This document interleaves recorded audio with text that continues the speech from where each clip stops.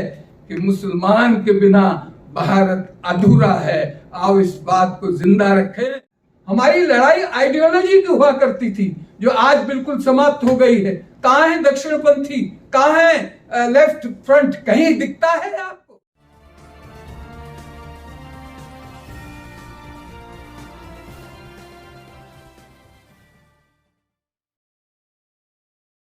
दोस्तों,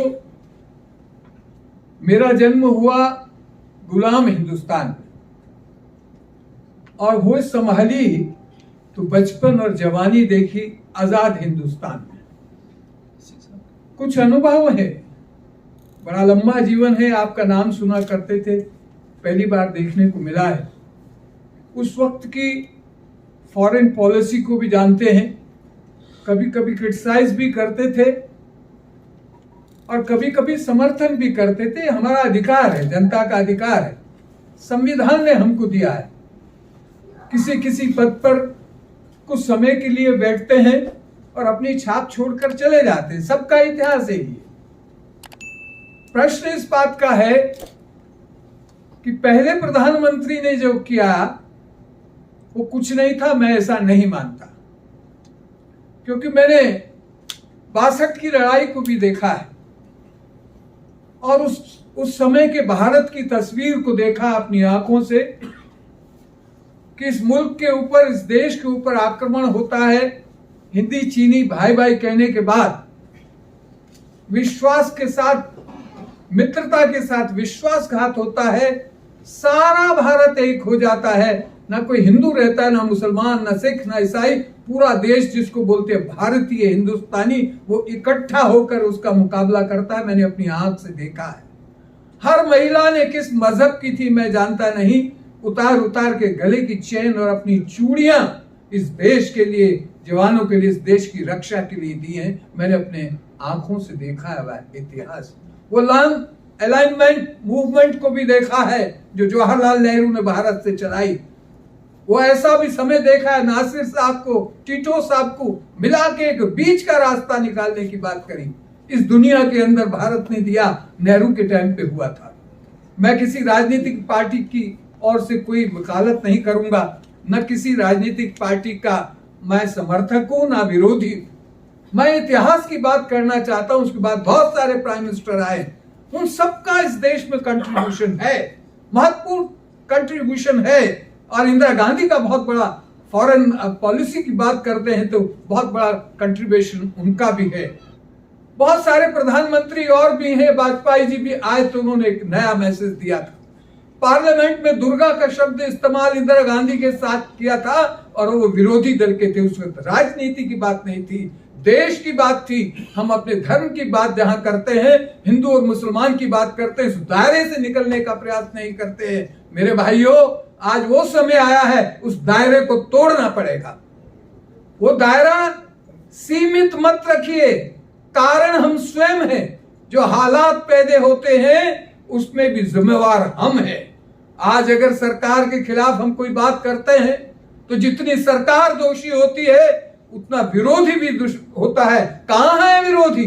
सब लड़ रहे हैं आपस में। सरकार तो चलती है, सरकारों का विरोध होता है, परंतु एकता जो उनसे सहमत नहीं है, अगर वो भी अलग अलग हैं तो वो शक्ति कहां है? किससे लड़ना चाहते हैं? मीडिया की भी बात हुई, मीडिया हमारा सहयोग नहीं करता। आखिर किसकी बात को मानेगी ये जनता? कब कब मानेगी? यहां एक और आंदोलन हुआ, आपने देखा कि लोकपाल लाएंगे। कितना बड़ा आंदोलन। मेरे पास आए थे एक सज्जन नौजवान जो आज दिल्ली के चीफ मिनिस्टर हैं। बहुत समय पहले मेरी पहचान नहीं थी। ग्रेटर नोएडा मेरा वो है आश्रम है। एक कॉलेज में बोलने के लिए आए थे। मुझे बताया गया कि एक नौजवान बोल रहा है, बहुत सुंदर बोलता है। तो मैंने कहा अच्छी बात है। मिलने के लिए आ गए मुझसे मेरे आश्रम में। उन्होंने अपनी आइडियोलॉजी को बताया।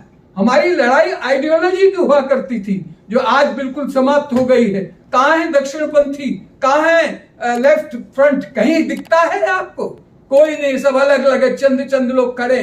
और इसी तरह से इंटरफेथ को मानने वाले, करने वाले बहुत सारे मंच बन गए। इकट्ठा नहीं हो पाते हैं, अपनी बात नहीं कर पाते हैं। मैं जमात इस्लामी हिंद को मुबारकबाद देता हूं, क्योंकि मैंने पूरे साउथ में इनके प्रोग्राम्स को अटेंड किया है। हजारों की संख्या में मुसलमान मेरे दोस्त, मेरे भाई लोग इकट्ठा होते थे, एक हिंदू संत की बात सुना करते थे और मैं उनसे कहा करता था कि हमारे मजहब के ऊपर भी एक मजहब है जिसको हम कहते हैं राष्ट्रीय धर्म, भारत धर्म। हम भारतीय हैं, हिंदुस्तानी है, हमारी पहचान का है। हमारे साथ एक कॉन्स्टिट्यूशन है जिसके साथ हम लड़ते हैं। ये कॉन्स्टिट्यूशन से बड़ा कोई सरकार का ओहदा नहीं होता। आज अगर सरकार जिस तरह से चल रही है उसकी जिम्मेवार हम हैं। हम भी भटके हुए हैं। हम कहीं एक प्लेटफॉर्म पे आकर खड़ा होने की कोशिश ही नहीं कर रहे हैं। हम अपनी अपनी जमायत के साथ बैठकर बात कर रहे हैं। अपनी जमायत को इकट्ठा करना पड़ेगा, अपने नौजवानों को समझाना पड़ेगा कि भारत धर्म और भारतीय होना गौरव की बात है। जिस प्रकार मैंने 62 की बात कही है और मैंने उसके बाद 71 की भी बात की है।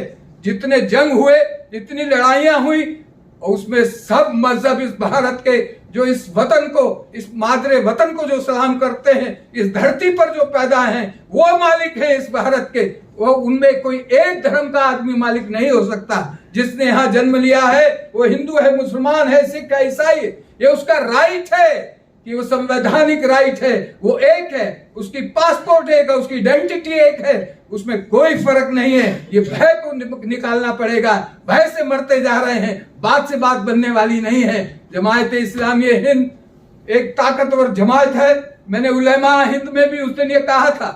मेरे ख्याल फादर थॉमस बैठे हैं, पीछे बैठे हैं, हमारे भंते जी बैठे हैं, बुद्धिस्ट हैं।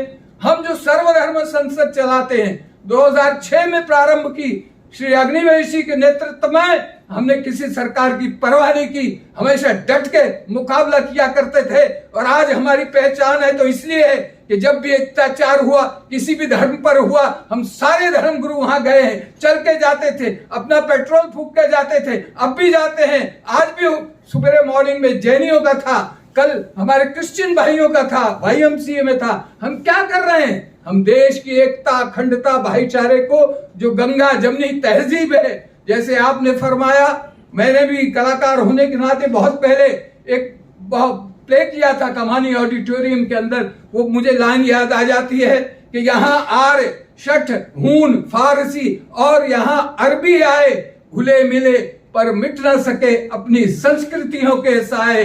आए यहाँ फिरंगी देखो, सौदागर का भेष लिए, जहांगीर ने थॉमस रो को व्यापारी अधिकार दिए। ये इतिहास है, इसको कौन बदल सकता है? रविंद्रनाथ टैगोर ने लिखा, मैंने उसको गाया है, मैंने उसकी प्रस्तुति की है। आज हमें जरूरत है एकता और अखंडता की, मात्र अपनी बात नहीं, राष्ट्र की बात करने की बात है। और मैं आपको यकीन दिलाता हूं, मेरे जैसे हजारों हजारों हिंदू हमारे भाई, संत, महात्मा आपके साथ खड़े मिलेंगे।